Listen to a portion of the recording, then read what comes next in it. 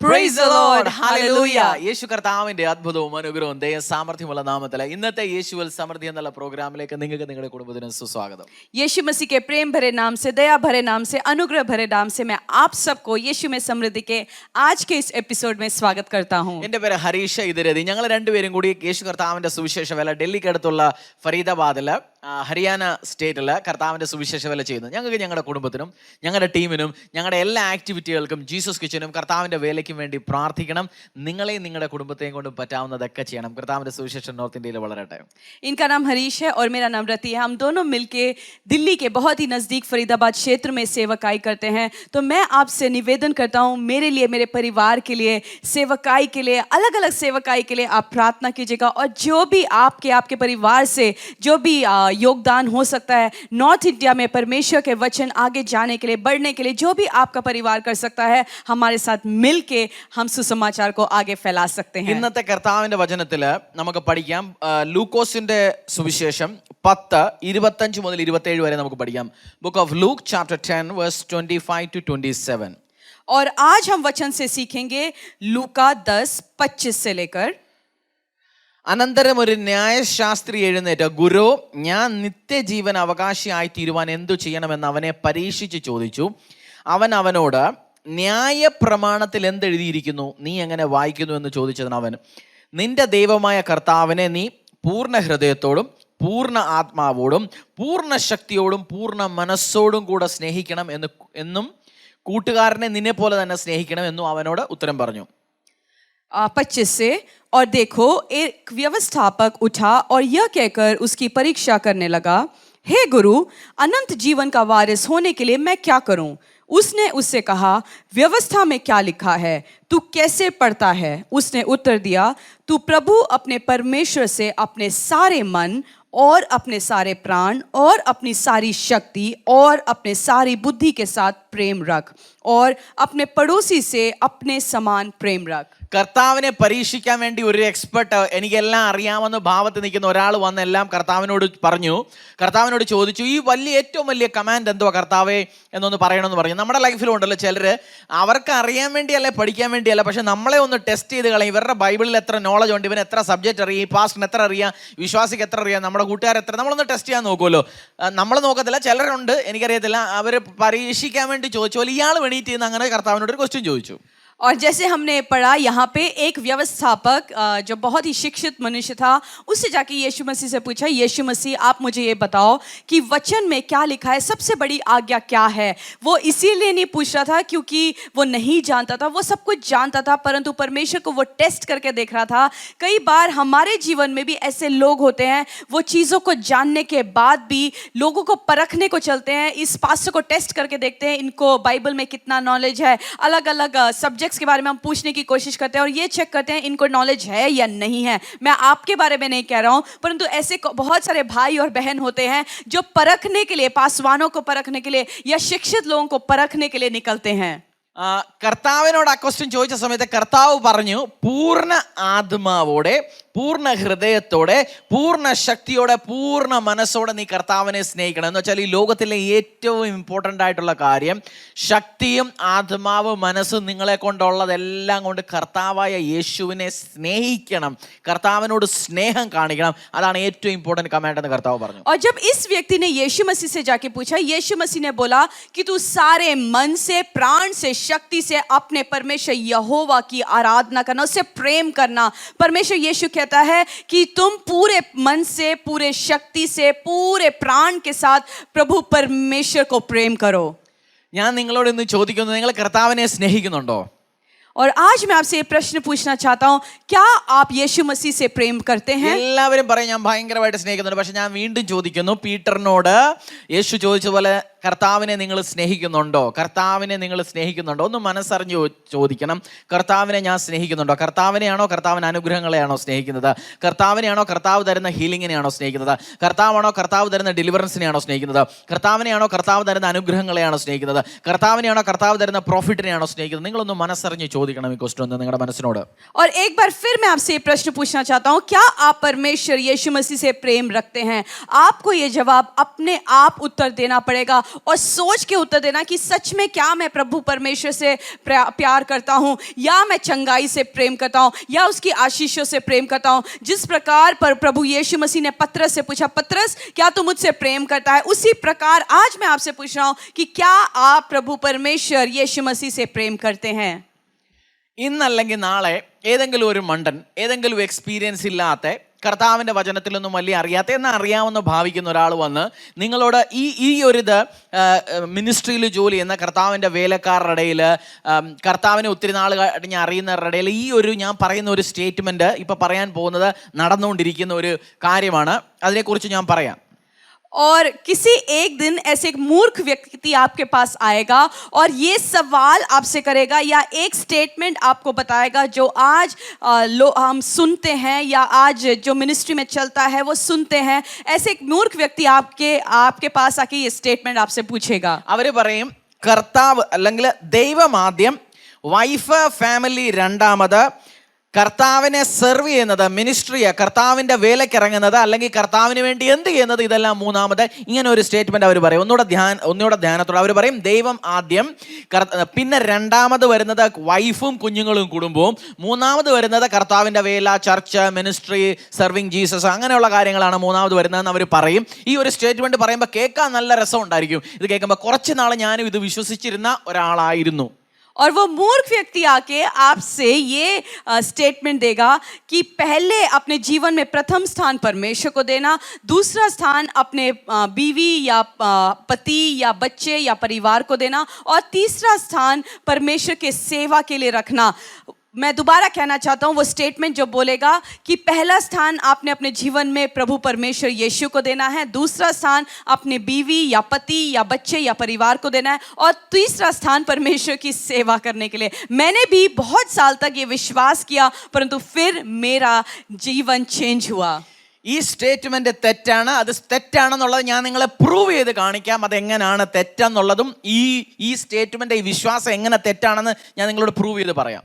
और ये जो स्टेटमेंट है वो बिल्कुल गलत है, और मैं आपको प्रूव करके दिखाऊंगा कि ये स्टेटमेंट कैसे गलत है. परमेश्वर के वचन से मैं आपको सिखाऊंगा. നമ്മൾ വിചാരിക്കുക ഒളിമ്പിക്സിൽ ഒരാൾ 100 മീറ്റർ 12 സെക്കൻഡിൽ ഓടിയെത്തി, രണ്ടാമതെത്തിയവൻ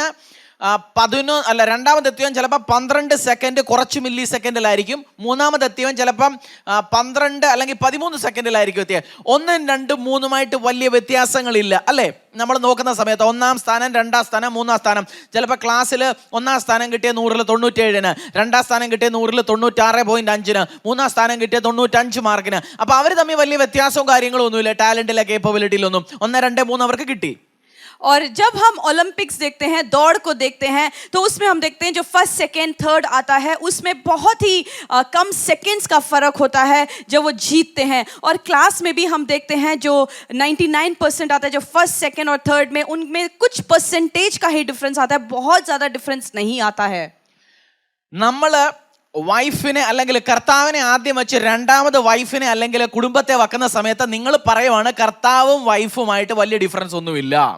और जब हम अपने जीवन में परमेश्वर को प्रथम स्थान देते हैं और दूसरा पत्नी या पति को देते हैं, तो हम परमेश्वर को ये बोलते हैं कि तेरे और मेरे पति या पत्नी के बीच में बहुत ज़्यादा डिफरेंस नहीं है.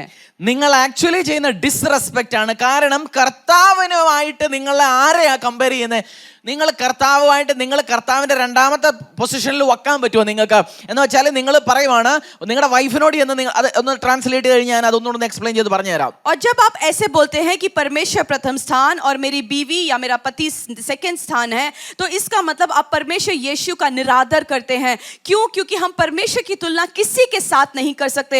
जब आपने सेकंड स्थान अपने पति या पत्नी को दे दिया, तो आपने उसको परमेश्वर के तुल्य कर दिया, और हमने तुलना करके परमेश्वर का निरादर कर दिया. കർത്താവ് പറഞ്ഞ എന്തോ, love the Lord your God with all your heart, all your mind, all your spirit. കർത്താവിനെ പൂർണ്ണ ഹൃദയത്തോടെ, പൂർണ്ണ ശക്തിയോടെ, പൂർണ്ണ ആത്മാവോടെ സ്നേഹിക്കുക. പക്ഷെ നമ്മൾ കർത്താവിനെ സ്ഥാനം കൊടുത്ത് 1, 2, 3 എന്നൊക്കെ വെച്ച് സ്നേഹിക്കാൻ തുടങ്ങി. കർത്താവിന് ഇത് ഇഷ്ടപ്പെടുവോ? और जैसे वचन में अभी हमने सीखा कि तू पूरे मन से, पूरे प्राण से, पूरे शक्ति से परमेश्वर की से प्रेम करना, और जब हम पति या पत्नी को दूसरा स्थान देते हैं, हम निरादर करते हैं, और परमेश्वर को वो पसंद नहीं आता. നിങ്ങൾ നിങ്ങളുടെ വൈഫിനോട് എന്ന് പറയാൻ, ഞാൻ നിന്നെ ഒത്തിരി സ്നേഹിക്കുന്നു, പക്ഷേ എൻ്റെ ഓഫീസിൽ ജോലി ചെയ്യുന്ന ഒരു റിസപ്ഷനിസ്റ്റുമായിട്ട് എനിക്ക് ചെറിയൊരു സെറ്റിംഗ് ഉണ്ട്. നിന്നെക്കാളും കുറച്ച് താഴെ ഞാൻ അവളെ സ്നേഹിക്കുന്നു. പിന്നെ മൂന്നാമതായിട്ട് ഓഫീസിൽ റിസപ്ഷനിസ്റ്റ് ഉണ്ട്. പിന്നെ മൂന്നാമതായിട്ട് എൻ്റെ കോളേജിൽ പഠിച്ചുകൊണ്ടിരുന്ന സമയത്ത് ഒരു സെറ്റിംഗ് ഉണ്ടായിരുന്നു, അവളെ ഞാൻ സ്നേഹിക്കുന്നു. അപ്പം നിങ്ങളെ ഞാൻ 1, 2, 3 എന്ന് വെച്ചാൽ നിങ്ങളുടെ വൈഫിന് ഇത് ഇഷ്ടപ്പെടുമോ? और अगर आपने जाके अपनी पत्नी को बोला कि मैं तेरे से बहुत प्यार करता हूँ, परंतु तेरे बाद मेरे ऑफिस में जो रिसेप्शनिस्ट है मैं उससे थोड़ा सा प्यार करता हूँ, उसके बाद तीसरे स्थान में जो कॉलेज में मेरे साथ पढ़ती थी मैं उससे भी थोड़ा सा प्यार करता हूँ, तो क्या आपके पत्नी को वो पसंद आएगा? നമ്മൾ കർത്താവിനോടും അതന്നെ പറയുന്നത്. 1ാം സ്ഥാനം നിനക്ക്, 2ാം സ്ഥാനം വൈഫിന്, 3ാം സ്ഥാനം. നമ്മൾ കമ്പാർട്ട്മെന്റിൽ ഈ ട്രെയിനിൽ ഡബ്ബയില്ലേ, അപ്പം ആദ്യം എഞ്ചിന്, രണ്ടാമത് ഫസ്റ്റ് ക്ലാസ്, പിന്നെ രണ്ടാമത് സെക്കൻഡ് ക്ലാസ്, 3ാം ക്ലാസ്. അങ്ങനെ കർത്താവായിട്ടുള്ള സ്നേഹം നിങ്ങൾ കമ്പാർട്ട്മെന്റലൈസ് ചെയ്യാൻ തുടങ്ങിയോ, അതിൻ്റെ അർത്ഥം നിങ്ങൾ കർത്താവിനെ റിയലി സ്നേഹിക്കുന്നില്ല. നിങ്ങൾ മണ്ടത്തരങ്ങളിലും മറ്റുള്ളവർ പറയുന്ന ഇങ്ങനെയുള്ള കാര്യങ്ങളിലും ഒക്കെ വിശ്വസിച്ചു. കർത്താവിൻ്റെ സ്നേഹം എന്ന് പറയുന്നത് ഒരിക്കലും ആരും മറ്റൊരാളുമായിട്ട് കമ്പയർ ചെയ്യാനേ പറ്റത്തില്ല. അതുകൊണ്ടാണ് കർത്താവ് പറയുന്നത് പൂർണ്ണ ഹൃദയത്തോടെ, പകുതിയല്ല, പൂർണ്ണ ഹൃദയത്തോടെ, പൂർണ്ണ ആത്മാവോടെ, പകുതി ആത്മാവല്ല, പൂർണ്ണ മനസ്സോടെ, പകുതി മനസ്സല്ല, 100% നിങ്ങൾ കർത്താവിനെ കൊടുത്ത് കർത്താവിനെ സ്നേഹിക്കണമെന്നാണ് കർത്താവ് പറയുന്നത്. और जब हम ऐसे फर्स्ट, सेकंड और थर्ड जगहों में परमेश्वर को ऐसे रखते हैं तो हम ये कहते हैं कि परमेश्वर मैं पूरे रूप से तेरे से प्रेम नहीं करता हूँ, परंतु परमेश्वर ने हमें ये आज्ञा दी कि तू पूरे मन से, प्राण से, शक्ति से परमेश्वर को प्रेम करना. जिस प्रकार ट्रेन में अलग अलग डिब्बे होते हैं, हम जीवन में भी परमेश्वर का एक डिब्बा, उसके बाद परिवार का एक डिब्बा, सेवकाई दूसरा, तीसरा डिब्बा, हम ऐसे डिब्बों में परमेश्वर को भी अलग अलग कर देते हैं और परमेश्वर को वो पसंद नहीं आता है. परमेश्वर को पूरे मन से, जान से, प्राण से, शक्ति से हमें प्रेम करना है. നിങ്ങൾ ഇപ്പൊ ഞാൻ എൻ്റെ വൈഫിനോട് പറയും I love you, I love you, I love you. പക്ഷേ ഇദ്ദേഹത്തിന് ആവശ്യമുള്ള തുണി മേടിച്ചു കൊടുക്കത്തില്ല, കുഞ്ഞുങ്ങളുടെ ഫീസ് അടയ്ക്കത്തില്ല, വീട്ടിലോട്ട് ആവശ്യമുള്ള റേഷൻ കൊണ്ടുവരത്തില്ല. ഞാൻ രാവിലെ മുതൽ വൈകുന്നേരം വരെ വീട്ടിൽ ഇരുന്നിട്ട് പറയാം ഞാൻ I love you, I love you, I love you. അതാണോ സ്നേഹം? और अगर मैं अपनी पत्नी को सुबह से लेकर शाम तक ये बोलूं I love you, I love you, I love you, और उसके घर में या उसकी ज़रूरतों को मैं पूरी ना करूं, उसको जो कपड़े चाहिए मैं वो लेके ना दूं, उसको खाने का जो सामान चाहिए मैं वो लेके ना दूं, इसका मतलब मैं प्रेम नहीं करता हूं. I love you, I love you, I love you बोलने से आप प्रेम नहीं करते हैं, परंतु आपको करके दिखाना है. उसी प्रकार परमेश्वर से भी जब हम प्रेम करते हैं, बोलते हैं और परमेश्वर के लिए कार्य नहीं करते, तो इसका मतलब हम परमेश्वर की से प्रेम नहीं करते. Praise the Lord. Hallelujah. സ്തോത്രം. യേശു കർത്താവിന്റെ അത്ഭുതവും അനുഗ്രഹവും ദൈവം സാമർത്ഥ്യം നിറഞ്ഞ നാമത്തിൽ ഇന്നത്തെ യേശുവിൻ്റെ സമൃദ്ധിയിലെ പ്രോഗ്രാമിലേക്ക് സ്വാഗതം. അതിനു മുമ്പ് ജീസസ് കിച്ചൻ്റെ ഒരു ചെറിയൊരു അപ്ഡേറ്റ് തരാനുണ്ട്. നിങ്ങൾക്ക് അറിയാമല്ലോ, ആദ്യം മുതൽ കണ്ടുകൊണ്ടിരിക്കുന്ന കുടുംബങ്ങൾ, ഫാമിലികൾ, ജീസസ് കിച്ചന് നോർത്ത് ഇന്ത്യയിൽ 2020 ഏപ്രിൽ മാസം മുതൽ, കൊറോണയുടെ സമയത്ത് മുതൽ കർത്താവ് പറഞ്ഞ്, കർത്താവ് അനുഗ്രഹിച്ച്, കർത്താവ് ഇൻസ്റ്റിറ്റ്യൂട്ട് ചെയ്ത ഒരു പ്രോഗ്രാമാണ് ജീസസ് കിച്ചന്. ഞാൻ ജീസസ് കിച്ചന് വേണ്ടി ഞങ്ങളിത് തുടങ്ങിയ സമയത്ത് കർത്താവ് ഒരു പ്രോമിസ് വേഴ്സ് തന്നിരുന്നു. അതൊന്ന് ഹിന്ദിയിൽ വായിക്കാം, എന്നിട്ട് ഞാനൊന്ന് മലയാളത്തിലൊന്ന് പറയാം അതിനെക്കുറിച്ച്. ശ്രദ്ധിക്കുക, കർത്താവ് നിങ്ങളെ ഒത്തിരി അനുഗ്രഹിക്കാം ഈ വചനങ്ങളിൽ കൂടെ. लूक 14:12 तब उसने अपने नेवता देने वालों से भी कहा, जब तू दिन का या रात का भोज करे तो अपने मित्रों या भाइयों या कुटुंबियों या धनवान पड़ोसियों को न बुला, कहीं ऐसा न हो कि वह भी तुझे नेवता दे और तेरा बदला हो जाए. परंतु जब तू भोज करे तो कंगालों, टुंडों, लंगड़ों और अंधों को बुला, तब तू धन्य होगा, क्योंकि उनके पास तुझे बदला देने को कुछ नहीं, परंतु तुझे धर्मियों के जी उठने पर इसका प्रतिफल मिलेगा. കർത്താവ് 14, ലൂക്ക് 14:12 പറഞ്ഞിരിക്കുന്നതെന്ന് വെച്ചാൽ, നിങ്ങളൊരു പാർട്ടി കൊടുക്കുന്ന സമയത്ത് നിങ്ങൾ നിങ്ങളുടെ കുടുംബക്കാരെ, അയൽക്കാരെയൊക്കെ വിളിച്ചാൽ അവരും നിങ്ങൾക്ക് തിരിച്ചു തരും, അവരെ ഏതെങ്കിലും ഒരു പാർട്ടി കല്യാണ സമയത്ത്. പക്ഷേ നമ്മൾ ഒരു ഹാൻഡിക്യാപ്ഡ്, അല്ലെങ്കിൽ നമുക്കറിയത്തില്ല, പാവപ്പെട്ടവർ, അവർക്ക് നമുക്ക് തിരിച്ചു തരാനായി ഒന്നുമില്ല. പക്ഷേ കർത്താവ്, നമ്മൾ രഹസ്യമായി ചെയ്യുന്നത് കർത്താവ് നമുക്ക് പരസ്യമായി ഇനി വരുന്ന ദിവസങ്ങളിൽ അനുഗ്രഹങ്ങൾ തരും. ജീസസ് കിച്ചണിൽ നമ്മൾ ഹോസ്പിറ്റലുകളിൽ, ഇപ്പം വാക്സിൻ അങ്ങനെയുള്ള പല ഹോസ്പിറ്റലുകളിൽ ഇത്ര തിരക്കാണ്. ഹോസ്പിറ്റലുകളിൽ കുഞ്ഞുങ്ങൾക്ക്, ഈ സ്ലമ്മിൽ താമസിക്കുന്ന കുഞ്ഞുങ്ങൾക്ക്, അങ്ങനെ പല പല ഏരിയകളിൽ പോയാണ് ജീസസ് കിച്ചന് ആഹാരം കൊടുത്തുകൊണ്ടിരിക്കുന്നത് ഇതുവരെ. അതെങ്ങനെയാണ് ചെയ്യാൻ പറ്റുന്നത്? അത് ഞാനും നിങ്ങളും നമ്മളെപ്പോലുള്ളവരൊക്കെ ഒരുമിച്ച് നിന്ന് ഓരോ ദിവസത്തെ, ചിലർ ഒരു ദിവസത്തേക്കുള്ള സ്പോൺസർഷിപ്പ്, ചിലർ 5 ദിവസത്തേക്കുള്ള സ്പോൺസർഷിപ്പ്, അങ്ങനെ ചെയ്യുന്നത് കാരണം കൊണ്ടാണ് നമുക്കിത് ചെയ്യാൻ പറ്റുന്നത്. ഇപ്പം ഞാൻ നിൽക്കുന്നത് ജീസസ് കിച്ചൻ്റെ, നിങ്ങൾ വാച്ച് ചെയ്തുകൊണ്ടിരിക്കുന്ന ഓൾറെഡി അറിയാൻ, ചർച്ച് ഒരു പുതിയ ലൊക്കേഷനിലേക്ക് ഷിഫ്റ്റായി. ഞങ്ങളുടെ ജീസസ് കിച്ചൻ്റെ ആദ്യത്തെ യൂണിറ്റ് ഇപ്പോഴും അവിടെ തന്നെ ഓപ്പറേഷനിലായി. പക്ഷേ ഇവിടെ രണ്ടാമത് വേറൊരു യൂണിറ്റ് കൂടെ, ചർച്ചിലും നമ്മൾ എല്ലാ ഞായറാഴ്ച ഉച്ച ദിവസങ്ങളിൽ വരുന്ന വിശ്വാസികൾക്ക് വേണ്ടി ഞങ്ങൾ ആഹാരം ഉണ്ടാക്കുന്നുണ്ട്. അപ്പോൾ ഇവിടെയും പുതിയൊരു യൂണിറ്റ് ഇട്ടിട്ടുണ്ട്. ചില ദിവസങ്ങളിൽ ഇവിടുന്ന് കുക്ക് ചെയ്യുന്നു, ചില ദിവസങ്ങളിൽ അവിടുന്ന് കുക്ക് ചെയ്യുന്നു. വരും ദിവസങ്ങളിൽ സാമ്പത്തികം അനുവദിച്ചാൽ അതിനുള്ള റിസോഴ്സസ്, മറ്റുള്ള ലോജിസ്റ്റിക്സ്, കുക്കിംഗ് ടീം, അവരെല്ലാം ഇവിടത്തേക്കും വേണ്ടി തയ്യാറായാൽ അവിടെയും ഇവിടെയും അവിടെ ഒരു 250 ഇവിടെ ഒരു 250 അപ്പോൾ 500 നമുക്ക് കൊണ്ടുപോകാം വരുന്ന ദിവസങ്ങൾ. അതിനുവേണ്ടി നമുക്ക് ഒരുമിച്ച് പ്രാർത്ഥിക്കാം, ഒരുമിച്ച് അനുഗ്രഹത്തോടെ മുന്നോട്ട് പോകാം. നോർത്ത് ഇന്ത്യ കർത്താവിൻ്റെ ദൈവ സ്നേഹം അറിയട്ടെ. അതിനുവേണ്ടി നിങ്ങൾ നിങ്ങളുടെ കുടുംബവും ബർത്ത്ഡേയുടെ ദിവസങ്ങളില്ല, മറ്റുള്ള വിശേഷ ദിവസങ്ങളില്ല, മാസങ്ങളില്ല, നിങ്ങൾ നിങ്ങളുടെ ദശാംശം കൊടുക്കുന്നതിനോടൊപ്പം തന്നെ നിങ്ങളുടെ ചർച്ചകളിൽ കൊടുക്കുന്നതിന്, നിങ്ങൾ കമ്മിറ്റ്മെന്റ് ചെയ്തിരിക്കുന്നിടത്ത് കൊടുക്കുന്നതിനോടൊപ്പം തന്നെ ജീസസ് കിച്ചന് വേണ്ടിയിട്ട് ഒരു പെർസെൻറ്റേജ്, ഒരു പോർഷൻ മാറ്റി വെക്കുക. കർത്താവ് നിങ്ങളെ അനുഗ്രഹിക്കും. കാരണം ജീസസ് കിച്ചൻ തുടങ്ങിയ സമയത്ത് ഞാൻ വിചാരിച്ചത് നമ്മൾ മറ്റുള്ളവർക്ക് ഒരു അനുഗ്രഹത്തിൻ്റെ കാരണമാണ്. പക്ഷേ ഒരു 2-3 മാസം കഴിഞ്ഞപ്പോൾ കർത്താവ് എന്നോട് പറഞ്ഞു, നീ വിചാരിക്കുന്നത് നീ മറ്റുള്ളവർക്ക് അനുഗ്രഹത്തിന് കാരണമാണ്, പക്ഷേ ഇത് നിന്നെ അനുഗ്രഹിക്കാൻ വേണ്ടി, നിങ്ങളുടെ ടീമിനെ അനുഗ്രഹിക്കാൻ വേണ്ടി, ഇതിൽ വിതയ്ക്കുന്നവരെ അനുഗ്രഹിക്കാൻ വേണ്ടി ഞാൻ ഉണ്ടാക്കിയിരിക്കുന്ന ഒരു പ്ലാനാണ്. നിങ്ങൾക്ക് ഞാൻ ഇനിയും അനുഗ്രഹം തരാൻ താല്പര്യപ്പെടുന്നു. നമ്മൾ കമ്പാഷനേറ്റ്ലി കർത്താവിൻ്റെ സ്നേഹത്തിൽ നിറഞ്ഞ, കർത്താവ് നമ്മളോട് കാണിച്ച സ്നേഹം നമ്മൾ മറ്റുള്ള ജന്തുജാലങ്ങളോട്, മറ്റുള്ള മനുഷ്യരോട്, മറ്റുള്ള കഴിവില്ലാത്തവരോട് നമ്മൾ കാണിക്കുന്ന സമയത്ത് കർത്താവ് നമ്മളെ അനുഗ്രഹിക്കും. നമ്മൾ ആരോടെങ്കിലും ദയ കാണിച്ചാൽ മറ്റുള്ള ആരെങ്കിലും നമ്മളോട് ദയ കാണിക്കും. കർത്താവ് അവരുടെ മനസ്സിലോട് പറയും. നമുക്കെല്ലാം ദയയുടെ ആവശ്യമുണ്ട്. നിങ്ങൾക്ക് ഓഫീസിൽ ചിലപ്പോൾ നിങ്ങളുടെ അധികാരികളുടെയോ നിങ്ങൾ കേസിലോ അങ്ങനെയുള്ള നമുക്കെല്ലാം ദയയുടെ ആവശ്യമുണ്ട്. ഈ സമയത്ത് എൻ്റെ വിശ്വാസമാണ് കർത്താവ് നിങ്ങളോട് ദയ കാണിക്കട്ടെ. ഞാൻ പ്രാർത്ഥിക്കാൻ താല്പര്യപ്പെടുന്നു. കർത്താവ് തമ്പുരാനും ദൈവമായ യേശുവേ, ഇന്നു മുതൽ ഈ സമയം മുതൽ ജീസസ് കിച്ചണിൽ വിതച്ചുകൊണ്ടിരിക്കുന്ന എല്ലാ കുഞ്ഞുമക്കളെയും ദൈവമക്കളെയും ഞാൻ അനുഗ്രഹിച്ച് പ്രാർത്ഥിക്കുന്നു. അങ്ങനെ ദൈവം സാമർത്ഥ്യ അനുഗ്രഹവും ഇവരുടെ കുടുംബങ്ങളിൽ നിൽക്കട്ടെ, യേശുവിൻ്റെ നാമത്തിൽ തന്നെ. ആമേൻ. ബൈ. Praise the Lord.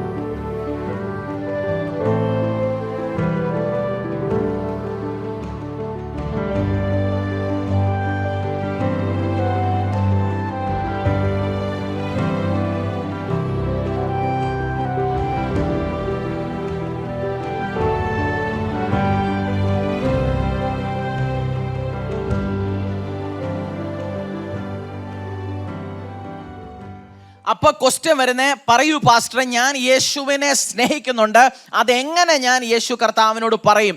രാവിലെ മുതൽ വൈകുന്നേരം വരെ ഇരുന്ന് പ്രാർത്ഥിക്കുന്നത് ഒരു സ്നേഹമാണ്, ഒരു തരത്തിലുള്ള.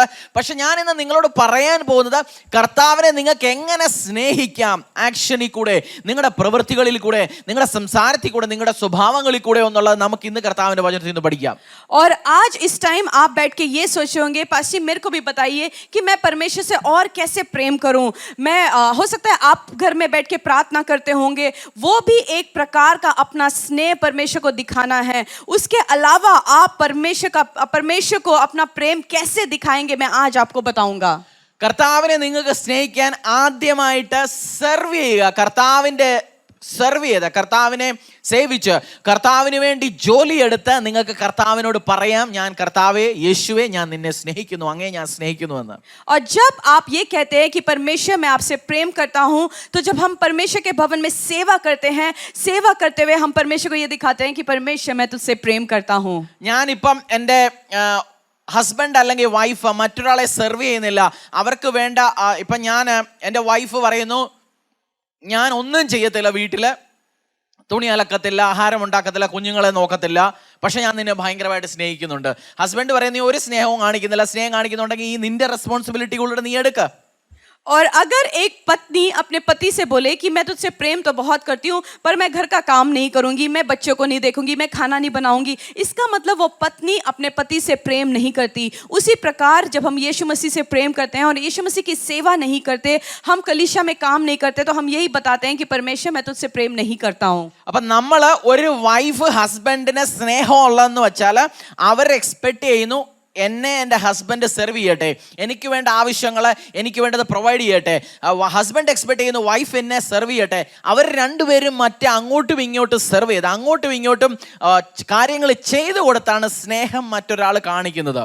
और एक पति और पत्नी भी जब एक दूसरे की सेवा करते हैं, उनके लिए अलग अलग चीज़ों का प्रबंध करके देते हैं, तब वो बता सकते हैं कि हम एक दूसरे से प्रेम करते हैं. ഒരു പ്രായമായ അപ്പനും അമ്മയും ഒരാളോട് പറയുന്നത് എൻ്റെ മോൻ എന്നെ സ്നേഹിക്കുന്നില്ല.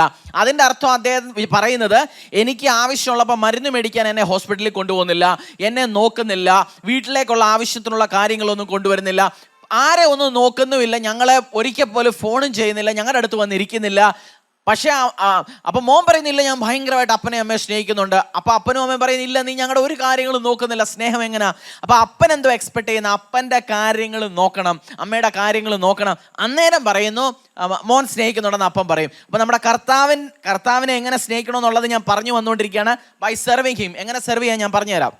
और जिस प्रकार एक बुजुर्ग माता पिता जो घर में अकेले रहते हैं, उनके बच्चे अगर उनका देखभाल नहीं करते, उनके लिए खाना नहीं देते, उनके लिए दवाइयाँ प्रोवाइड नहीं करते, उनको देखभाल नहीं करते, फिर वो बच्चे ये नहीं कह सकते कि माँ बाप को कि मैं आपसे प्रेम करता हूँ. वो बुजुर्ग माँ और बाप यही कहेंगे बेटा तू हमसे प्रेम नहीं करता, बेटी तू हमसे प्रेम नहीं करती. अगर तू हमसे प्रेम करता तो हमारे सारी ज़रूरतों की पूर्ति भी तू करता. उसी प्रकार यीशु मसीह को जब आप प्रेम करते हैं तो हम सेवा के द्वारा सेवा करके हम ये जताते हैं कि परमेश्वर को हम प्रेम करते हैं. अब मैं आपको ये समझाऊंगा कि आप सेवा करके कैसे परमेश्वर को ये बता सकते हैं कि मैं आपसे प्रेम करता हूँ. നിങ്ങളുടെ ചർച്ചിൽ പോയി ഇരുന്ന് അവിടെ ഇരുന്ന് സർവീസ് അല്ലെങ്കിൽ സഭ അറ്റൻഡ് ചെയ്ത് വീട്ടിൽ പോകുന്നത് കർത്താവിൻ്റെ സേവനമല്ല.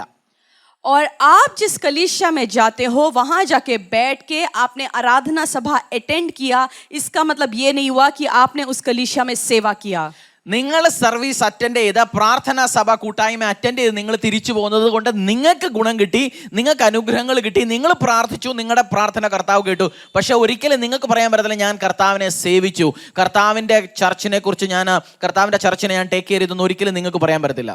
जब आप कलीसिया में गए, आप अपने प्रार्थना विषयों को आपने परमेश्वर के सामने रखा, आपने आराधना किया, आपने वचन को सुना, आप आशीषित होकर कलीसिया से बाहर गए, उस टाइम आप ये नहीं कह सकते कि परमेश्वर मैंने आज तेरी सेवा की. നമ്മൾ ഈ പലരും ചർച്ചിലോട്ട് പോകുന്ന നമ്മൾ ഈ ഉദ്ദേശത്തോടെ പോകുമ്പോൾ എല്ലാവരും എന്നെ സെർവ് ചെയ്യണം, ഞാൻ പോകുമ്പോൾ നല്ല കസേര എനിക്ക് തരണം, ഞാൻ പോകുമ്പോൾ എല്ലാവരും എന്നോട് പ്രൈസിലോട് പറയണം, ഞാൻ ചെല്ലുമ്പോൾ എല്ലാ കാര്യങ്ങളും സെറ്റായിരിക്കണം, ഞാൻ ഇരിക്കുന്ന കസേര, ഞാൻ ഇരിക്കുന്നത് എൻ്റെ വണ്ടി പാർക്ക് ചെയ്യുന്ന സ്ഥലങ്ങൾ, എനിക്ക് ഏറ്റവും ബെസ്റ്റ് ചർച്ചിൻ്റെ വാതിലിൻ്റെ അടുത്ത് തന്നെ പാർക്കിംഗ് സ്ഥലങ്ങൾ കിട്ടണം, എനിക്കെല്ലാം ബെസ്റ്റ് സർവീസുകൾ തരണം, വെള്ളം കുടിക്കാൻ എല്ലാം സെറ്റാക്കി വെച്ചിരിക്കണം. നിങ്ങളാരാ രാജാവിൻ്റെ മോനോ? കർത്താവിനെ സെർവ് ചെയ്യാനാണോ പോന്നേ? അതോ നിങ്ങൾ മറ്റുള്ളവരെ കൊണ്ട് നിങ്ങളെ സെർവ് ചെയ്യിപ്പിക്കാനാണോ പോന്നേ? പല പല ശാപങ്ങളും, നിങ്ങളുടെ ലൈഫിൽ പല പ്രാർത്ഥനകൾ നടക്കാത്തത്, നിങ്ങളുടെ കുഞ്ഞുങ്ങൾ നിങ്ങൾ പറയുന്നത് കേൾക്കാത്തത്, നിങ്ങൾ പലരെ കൊണ്ടും അഹങ്കാരങ്ങൾ കാണിച്ച് ചർച്ചിൽ പോകുന്നത്, അതിനെല്ലാം കർത്താവ് ചിലപ്പോൾ നിങ്ങളുടെ കുഞ്ഞുങ്ങളിൽ കൂടെ, നിങ്ങളുടെ ഹസ്ബൻഡിൽ കൂടെ, നിങ്ങളുടെ വൈഫിൽ കൂടെ നിങ്ങൾക്ക് റിപ്ലൈ തരുമായിരിക്കും. നിങ്ങൾ സെർവ് ചെയ്യണം, കർത്താവിനെ സെർവ് ചെയ്യണം, അല്ല മറ്റുള്ളവരെ കൊണ്ട് സെർവ് ചെയ്യിപ്പിക്കാൻ പോരുത്. കർത്താവിൻ്റെ ദാസന്മാരുടെ കൂടെ ഇരുന്ന്, കർത്താവിൻ്റെ വേലക്കാരുടെ കൂടെ ഇരുന്ന് നിങ്ങൾ കർത്താവിനെ സെർവ് ചെയ്യണം. നോക്കണം ആ ചർച്ചിൽ എന്തൊക്കെ പ്രശ്നങ്ങളുണ്ട്, ആ ചർച്ചിൽ എന്തൊക്കെ എന്നെ കൊണ്ടും എൻ്റെ കുടുംബത്തിനെ കൊണ്ട് ചെയ്യാൻ പറ്റും. ഞാൻ കർത്താവിനെ സെർവ് ചെയ്യും, കർത്താവിൻ്റെ രാജ്യത്തിനെ സെർവ് ചെയ്യും, കർത്താവിൻ്റെ സഭയെ സെർവ് ചെയ്യും. അങ്ങനെയുള്ള ഒരു വിശ്വാസത്തോടെ മുന്നോട്ട് പോകണം. और कुछ लोग कलीसिया इसी उद्देश्य के साथ जाते हैं, जब मैं कलीसिया में जाऊं तो मुझे कौन आके सेवा कर सकता है, मुझे सबसे बेहतरीन कुर्सी देना चाहिए, वो कुर्सी बिल्कुल साफ होना चाहिए, मुझे अच्छे ग्लास में पानी पिलाना चाहिए, मेरी गाड़ी जहां पार्क होगी वो सबसे बेहतरीन जगह मुझे मिलना चाहिए. उनके दिमाग में यही चलता है कि लोग मुझे आके सेवा करें, ना कि मैं यीशु मसीह के पास जाके मैं सेवा करूं. जब आप ऐसे मेंटालिटी के साथ चर्च में जाते हैं, उसी कारण आपके जीवन में बहुत सारे श्राप होते हैं, उसी कारण आपके बच्चे आपकी आवाज को नहीं सुनते, आपसे प्रेम नहीं करते, आपके पति पत्नी के बीच में लड़ाई है, क्योंकि आप कलीसिया में गलत उद्देश्य के साथ जाते हो. आप ये सोच के नहीं जाते कि आज मैं प्रभु यीशु मसीह की सेवा करूंगा, परंतु आप ये उद्देश्य के साथ जाते हो कि आज कलीसिया में कौन मेरी सेवा करेगा. आपको अपने पादरी के साथ, अपने लीडर्स के साथ, जो स्पिरिचुअल लीडर्स हैं उनके साथ मिलके प्रभु यीशु मसीह की सेवा करनी चाहिए, प्रभु यीशु मसीह के नाम को और आगे बढ़ाना चाहिए. आपको ये सोचना चाहिए कि जिस कलीसिया का मैं भागी हूं, जिस कलीसिया में मैं जाता हूं, वहां पे मैं क्या कर सकता हूं, मेरे कलीसिया में क्या ऐसे प्रॉब्लम है जिसका मैं सॉल्यूशन, जिसका मैं हल लेके आ सकता हूं, और परमेश्वर के राज्य के लिए मैं कैसे इस्तेमाल हो सकता हूं. നിങ്ങളുടെ ചർച്ചിൻ്റെ ടോയ്ലറ്റ് നിങ്ങൾ പോയി ആ ടോയ്ലറ്റ് ഉപയോഗിക്കുന്നതല്ലാതെ എത്ര പ്രാവശ്യം ആ ടോയ്ലറ്റ് ക്ലീൻ ചെയ്തിട്ടുണ്ട്? നിങ്ങളുടെ ചർച്ചിൻ്റെ മതിൽ അല്ലെങ്കിൽ നിങ്ങളുടെ ചർച്ച് കൊറോണ കാരണം ചിലപ്പോൾ നിങ്ങളുടെ ചർച്ച് തുറക്കുന്നില്ലായിരിക്കും, അത് ആകെ വൃത്തികേടായി കിടക്കുമായിരിക്കും, എത്ര പ്രാവശ്യം പോയി അത് നിങ്ങൾ ക്ലീൻ ആക്കി? നിങ്ങളുടെ ചർച്ചിൻ്റെ കോമ്പൗണ്ട് കാട് പിടിച്ച് കിടക്കുമായിരിക്കും, എത്ര പ്രാവശ്യം പോയി നിങ്ങളത് ക്ലീൻ ആക്കി, അല്ലെങ്കിൽ ക്ലീൻ ചെയ്യാൻ വേണ്ടിയുള്ള ഫൈനാൻസ് കൊടുത്ത് സഹായിച്ചു. നിങ്ങളുടെ ചർച്ച് ഈ സമയത്ത് നിങ്ങൾ ആരും പോകുന്നില്ലായിരിക്കും, അവിടുത്തെ ചിലപ്പോൾ സോഫ കസേരകളെല്ലാം വൃത്തികേടായി കിടക്കുകയായിരിക്കും, എത്ര പ്രാവശ്യം ഫാനൊക്കെ അഴുക്കായി കിടക്കുകയായിരിക്കും, എത്ര പ്രാവശ്യം അത് ക്ലീൻ ചെയ്തു, എത്ര പ്രാവശ്യം നിങ്ങൾ സെർവ് ചെയ്തു, നിങ്ങളുടെ ആ മനോഭാവം നിങ്ങൾ എത്ര പ്രാവശ്യം കാണിച്ചു? और जिस कलीसिया के आप भागी हैं, उस कलीसिया के टॉयलेट आपने पिछली बार लास्ट कब साफ किया था? आपके कलीसिया हो सकता है अभी खुले नहीं होंगे, परंतु उस कलीसिया में जैसे अभी कलीसिया बंद है, उनकी कुर्सियां आपने कब लास्ट साफ की? उस कंपाउंड को, कलीसिया के कंपाउंड को आपने कब साफ किया? क्योंकि जब कलीसिया बंद है तो सब कुछ खराब गंदा हुआ पड़ा होगा। आपने क्या ये सोचा? आपने पासवान को फोन करके पूछा, मैं कलीसिया में आके साफ करना चाहता हूं, या मैं फाइनेंसेस को प्रोवाइड करके देना चाहता हूं कि मैं कलीसिया को साफ रखने चाहता हूं? आपने कब लास्ट ये सोचा कि कलीसिया के साफ सुथरेपन के लिए मैंने सोचा, मैंने पंखों को साफ किया, मैंने कुर्सियों को साफ किया, मैं सेवा करना चाहता हूं? आपने कब ये कार्य किया? നിങ്ങളുടെ ടാലന്റ്, നിങ്ങൾക്ക് പാടാൻ അറിയാം, നിങ്ങൾക്ക് അക്കൗണ്ടിങ്ങിൽ ടാലന്റ് ഉണ്ട്, നിങ്ങൾക്ക് കുക്കിങ്ങിൽ ടാലന്റ് ഉണ്ട്, നിങ്ങൾക്ക് അഡ്മിനിസ്ട്രേഷനിൽ ടാലന്റ് ഉണ്ട്, നിങ്ങൾക്ക് പല പല ടാലന്റുകളുണ്ട്, നിങ്ങൾക്ക് മീഡിയയിൽ, നിങ്ങൾക്ക് കമ്പ്യൂട്ടറിന്റെ ടാലന്റ് ഉണ്ട്, നിങ്ങൾക്ക് വെബ് ഡിസൈനിങ്ങിന്റെ ടാലന്റ് ഉണ്ട്, സോഷ്യൽ മീഡിയയിൽ നിങ്ങൾക്ക് ടാലന്റ് ഉണ്ട്. നിങ്ങൾ ഇതൊക്കെ എത്ര പ്രാവശ്യം ഉപയോഗിച്ചു കർത്താവിന്റെ സുവിശേഷം മുന്നോട്ട് കൊണ്ടുപോകാൻ വേണ്ടിയിട്ട്? കർത്താവിന്റെ നിങ്ങൾ ഇരിക്കുന്ന കൂട്ടായ്മയെ മുന്നോട്ട് കൊണ്ടുപോകാൻ വേണ്ടിയിട്ട് നിങ്ങളുടെ ഐഡിയ ഉപയോഗിച്ച് നിങ്ങൾ എത്ര പ്രാവശ്യം കർത്താവിനെ നിങ്ങളുടെ ടാലന്റ് വെച്ച് സെർവ് ചെയ്തു? ഞാൻ പറഞ്ഞ കർത്താവിനെ സ്നേഹിക്കുന്നത് എങ്ങനെ? ഒന്നാമത്തെ വഴി ബൈ സെർവിങ് ഹിം. കർത്താവിനെ സെർവ് ചെയ്യുന്നതിൽ കൂടെ, കർത്താവിനെ സെർവ് ചെയ്യുന്ന, കർത്താവിന്റെ സഭയെ സെർവ് ചെയ്യുന്ന, അതിനെക്കുറിച്ച് ഞാൻ പറയാം. പക്ഷെ സെർവ് ചെയ്യാതെ നിങ്ങൾക്ക് കർത്താവിനെ സ്നേഹിക്കാൻ പറ്റത്തില്ല. और प्रभु यीशु मसीह ने आपको बहुत सारे टैलेंट्स, आपको बहुत सारे तोड़े दिए हैं. आपको गाने का टैलेंट दिया होगा, आपको एडमिनिस्ट्रेशन का टैलेंट दिया होगा, मीडिया का टैलेंट दिया होगा, अलग अलग प्रकार का टैलेंट आपको प्रभु यीशु मसीह ने दिया होगा. वो टैलेंट्स आपने कब अपने कलीसिया में आपने इस्तेमाल किया? कब आपने पासवान को बोला कि पासवान मैं भी कलीसिया में कुछ सेवा करना चाहता हूँ?